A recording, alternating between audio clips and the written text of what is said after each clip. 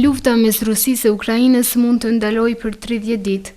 Kjo të paktën bazuar nga ujdia që u arrit të martë ndërmjet Shteteve të Bashkuara të Amerikës dhe Kievit zyrtar. Për të arritur deri në këtë pikë, u negociua tërë ditën në gjethat të Arabisë Saudite midis dy delegacioneve. Sekretari Amerikan i Shtetit Marco Rubio, këshilltari i sigurisë kombëtare Mike Waltz dhe emisari për lindjen e mesme Steve Witkoff u ulën përballë shefit të stafit të presidencës ukrainase Andrei Yermak, ministrit të jashtëm Andrei Sybiha dhe ministrit të mbrojtjes Rustem Umerov. Tash mbetet që Rusia ta qartësojë nëse do t'i uli armët. Palët negociuan edhe për mineralet e Ukrainës si kompenzim për ndihmën ushtarake që SBA-ti kanë dhënë ukrainasve në luftë kundër Rusisë për 3 vjet. Pak orë para këtij takimi, Ukraina kreu një sulm të madh me dronë në rajonin e Moskës.